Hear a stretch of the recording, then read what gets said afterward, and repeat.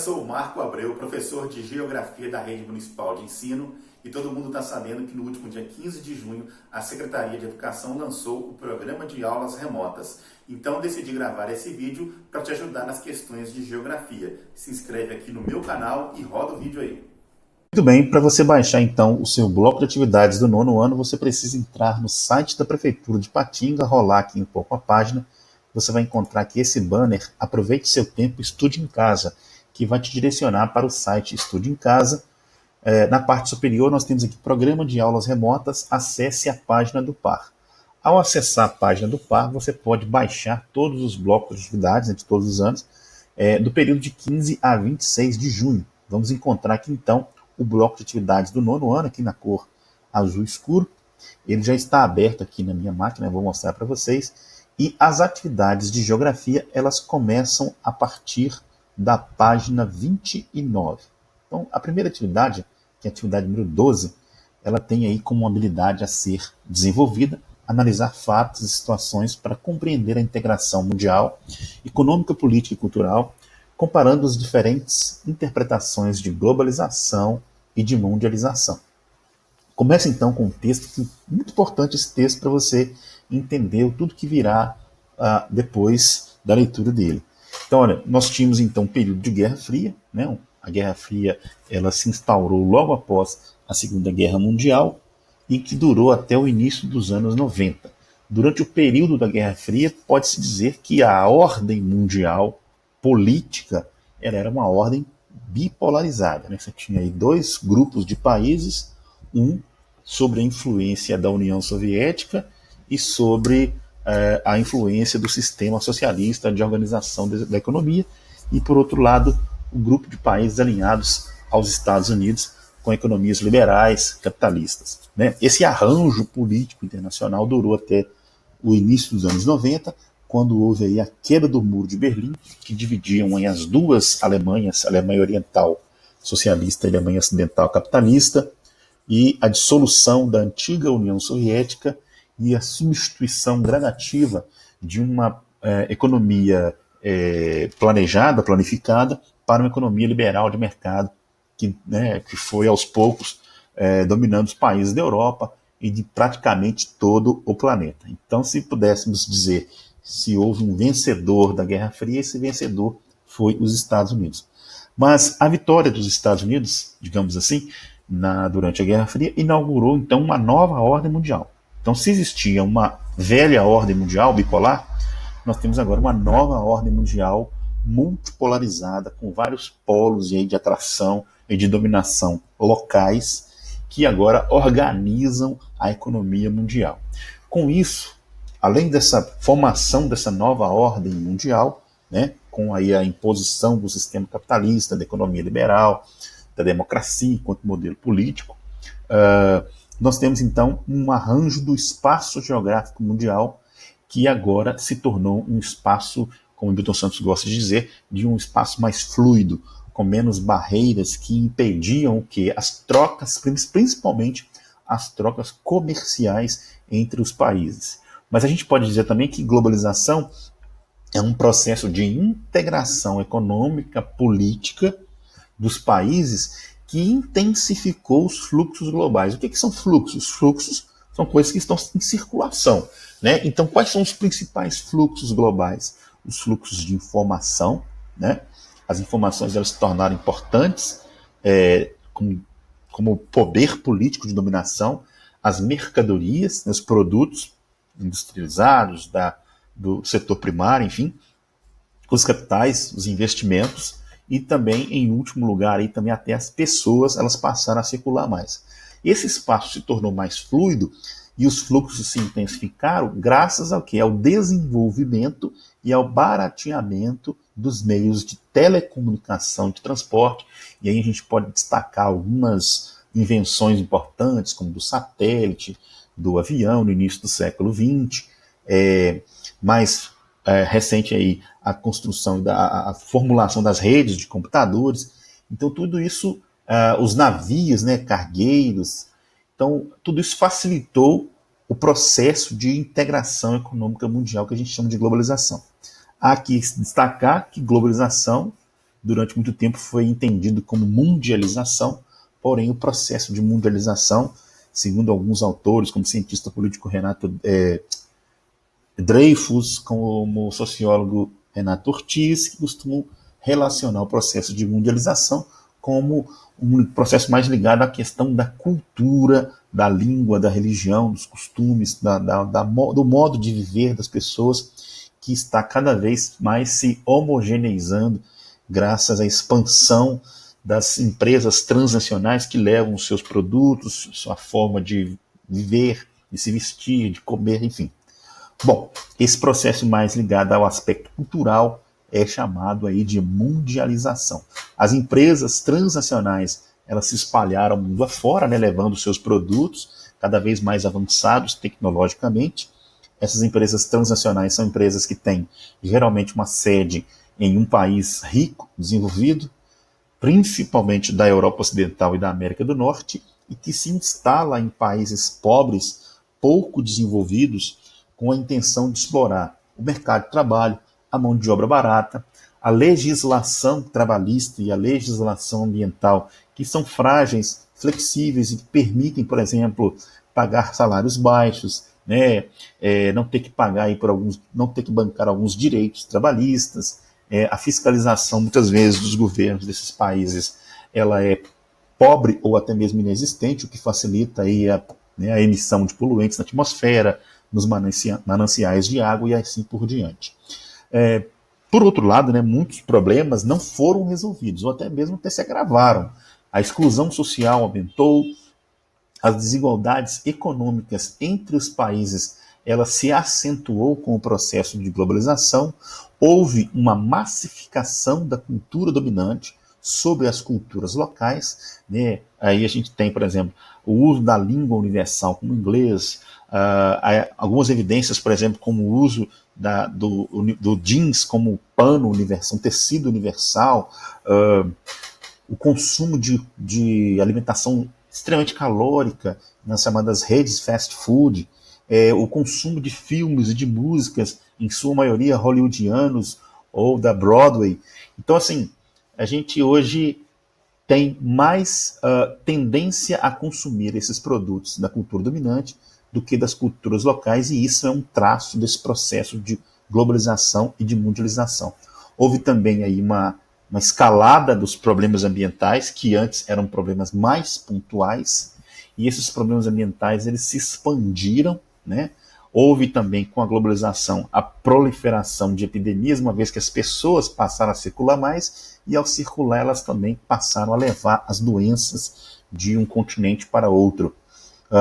Esse acirramento dos ânimos, né, essa dominação cultural, ela estimulou grupos minoritários a defender sua cultura e sua religião e sua economia local, muitas vezes de uma maneira não tão pacífica, com o recrudescimento, né, com o aumento do terrorismo a nível global.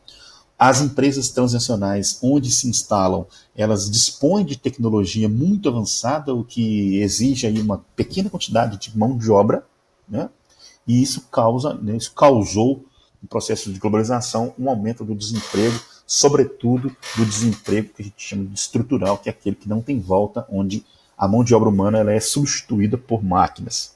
Nós tivemos aí um problema crescente da xenofobia, na Europa principalmente, com os preconceitos de ordem religiosa, de ordem linguística, as guerras cibernéticas, as guerras por informação. Tudo isso são características desse mundo pós-década de 90, onde se instaurou uma nova ordem mundial, com um mundo mais conectado, mais ligado, e esse processo a gente chama de globalização. A partir então do conceito de globalização, nós vamos então analisar esta imagem. Nós temos aqui então a loja da empresa McDonald's na Arábia Saudita. A Arábia Saudita é um país do Oriente Médio, onde a maioria das pessoas são de religião muçulmana, né? Então eles conservam a religião local, os hábitos locais, e aí aqui nós podemos ver algumas pessoas com as vestimentas típicas desse país, algumas mulheres usando burca, mas consumindo produtos de uma rede fast food americana chamada McDonald's. Em seguida foi pedido para que vocês lessem um trecho do documento Diagnóstico da Atual Situação da Criança e do Adolescente no município de Ipatinga. O que esse trecho desse documento, que está lá no site da Prefeitura de Patinga, tem a ver com o tema globalização.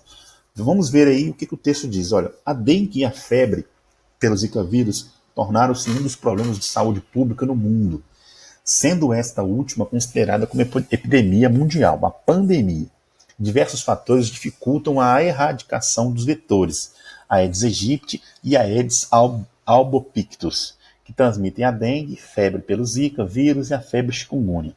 O crescimento desordenado dos centros urbanos, a irregularidade do abastecimento de água, a coleta e o destino inadequado dos resíduos sólidos, a aceleração da expansão da indústria de materiais não biodegradáveis, assim como as condições climáticas agravadas pelo aquecimento global, né? A globalização e a facilidade em viajar pelo mundo e dentro até mesmo do próprio Brasil também contribuem para a disseminação dos agentes etiológicos de várias doenças.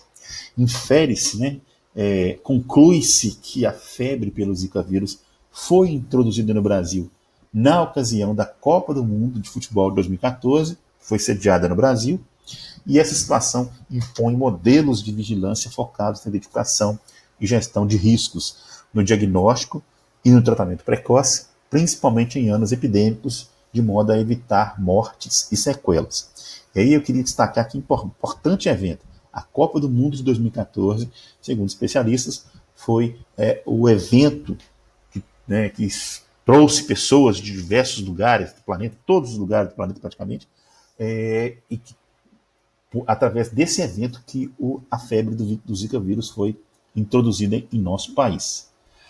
Na folha seguinte, nós temos então as perguntas. Olha, escreva com suas palavras um pequeno texto, um parágrafo, que seja 5 linhas, sobre o que você entende então por globalização. Em seguida tem um texto explicando a origem do McDonald's. A empresa McDonald's foi criada em 1940 como uma churrascaria operada por Richard e Maurice McDonald.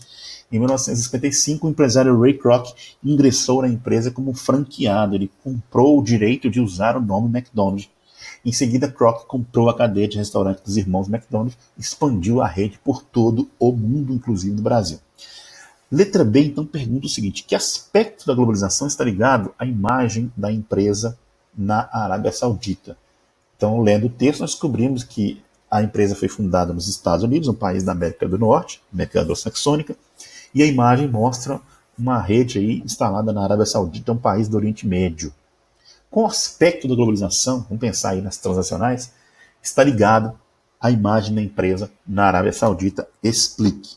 Na letra C, diz o seguinte: olha, assinale a característica da globalização relacionada à expansão do Zika vírus, presente no trecho do documento diagnóstico da atual situação da criança e do adolescente no município de Patinga.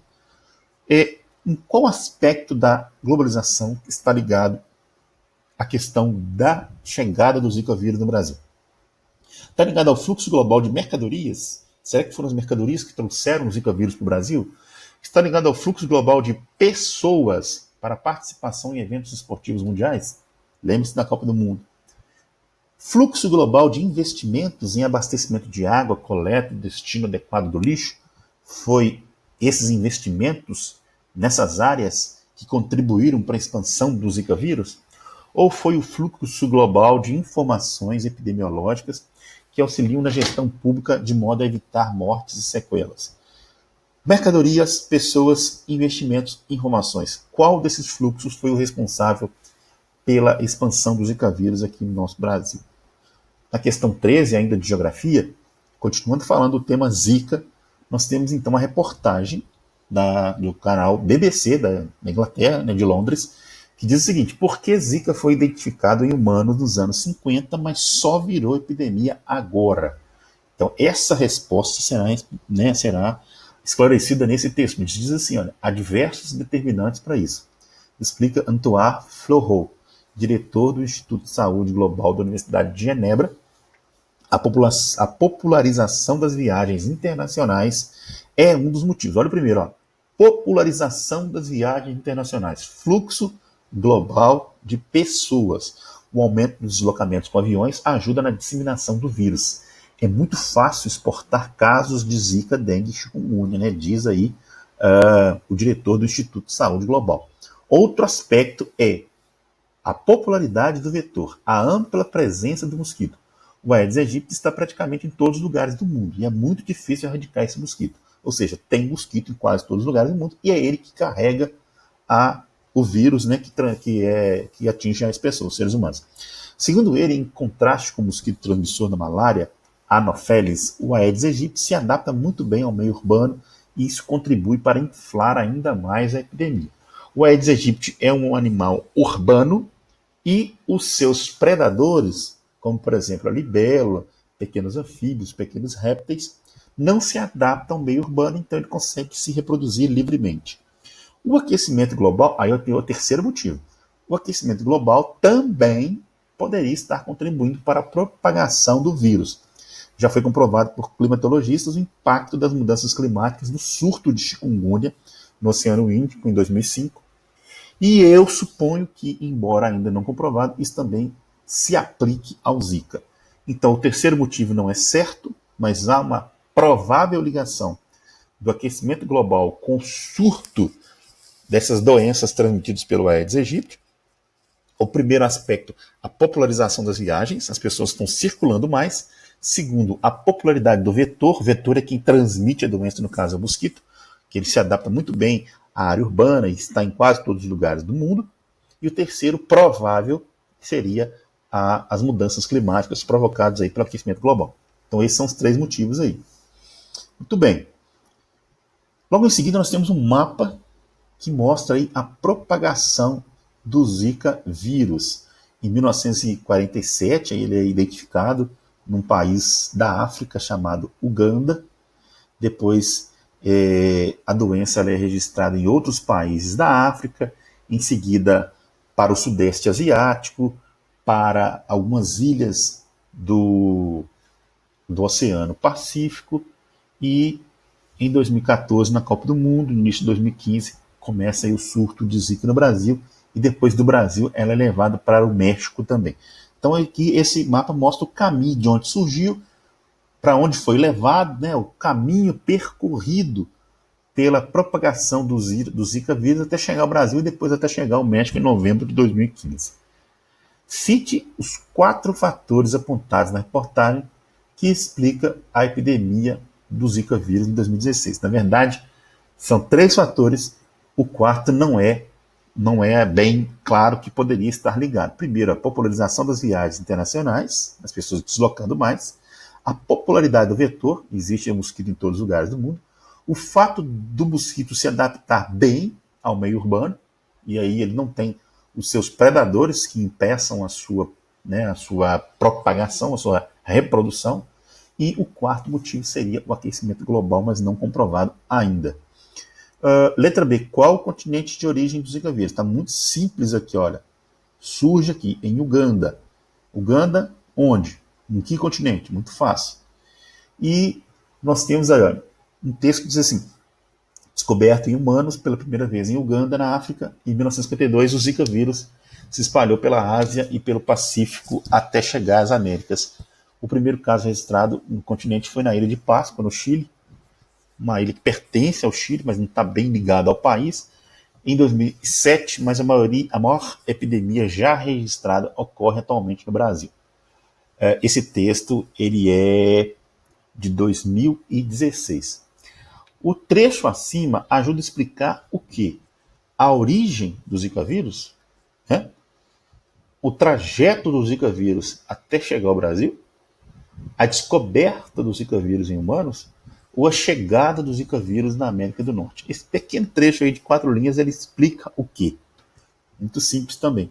E letra D. Qual é a relação entre urbanização e epidemias provocadas pelo mosquito Aedes aegypti? Urbanização, processo de ampliação das cidades. Como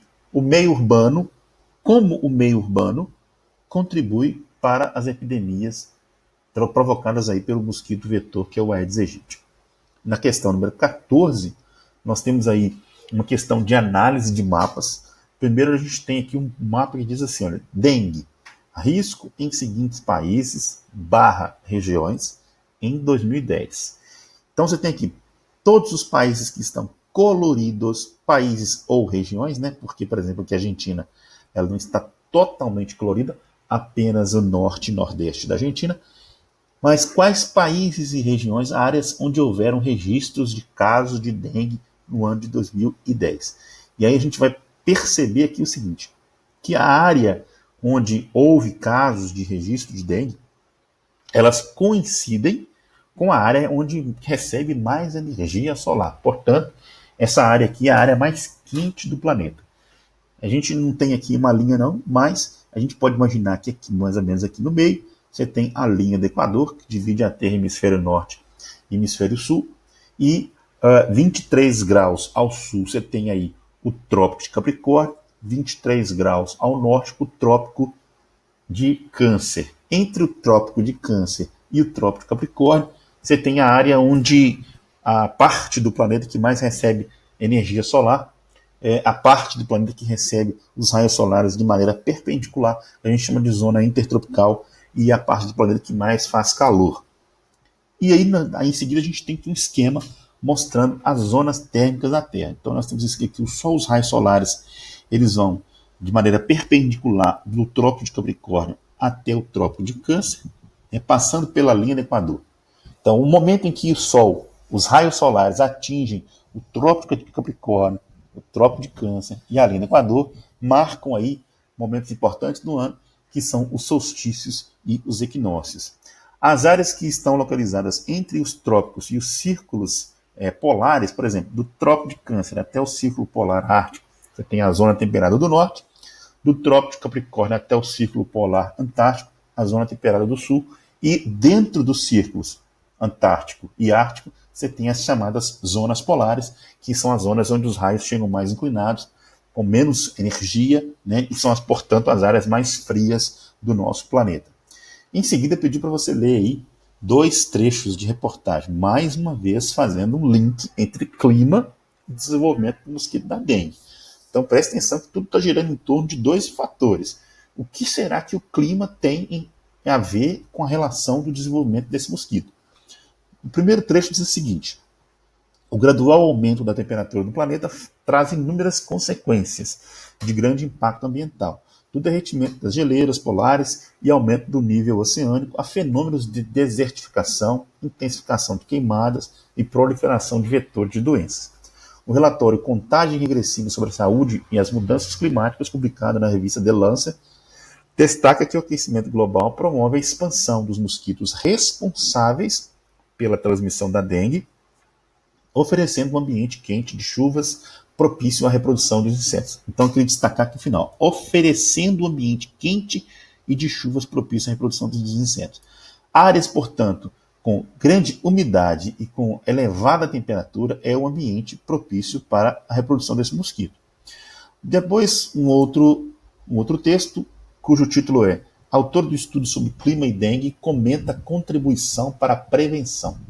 O aumento de 1 grau na temperatura mínima em apenas um mês ocasiona a elevação de 45% do número de casos de dengue no mês seguinte, enquanto o aumento da precipitação, ou seja, da quantidade do volume de chuvas, em 10 milímetros resulta na elevação de 6%.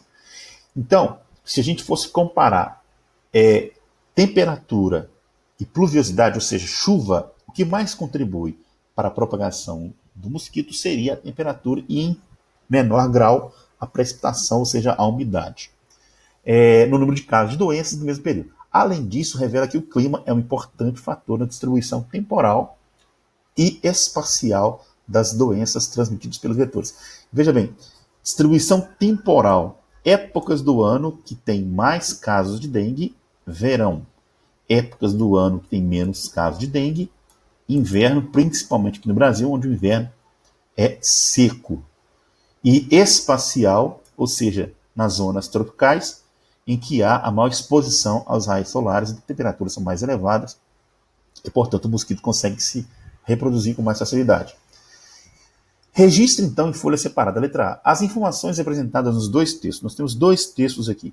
Essas informações, elas são similares? Elas são parecidas? Elas são diferentes?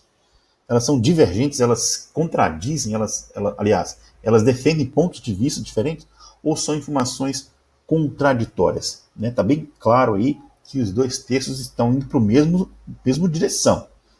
Letra B. Compare os mapas e escreva um texto relacionando o risco mundial de desenvolvimento da dengue e as zonas climáticas ou térmicas da Terra.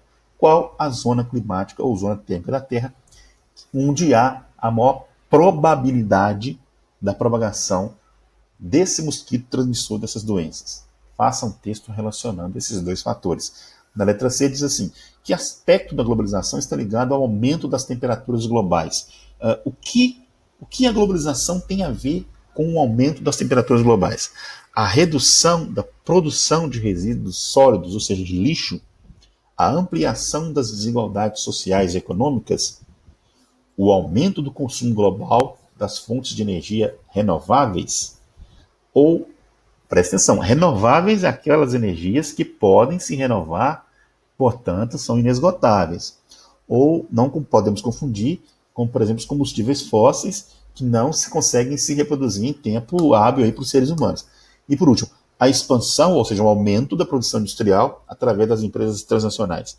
Qual desses aspectos está ligado ao aumento das temperaturas globais? Lembrando que as indústrias elas contribuem para o aumento global com a emissão de gás carbônico na atmosfera, que ajuda a reter o calor aqui na nossa atmosfera. E, por último, além do Brasil, cite 3 países apresentados no primeiro mapa onde houve registro de casos de dengue. Muito simples, você vem aqui e olha, né, usando aí um mapa mundo político, você pode olhar em quais países estão coloridos e citar 3 além do nosso país. Então foi isso, muito obrigado e até a próxima.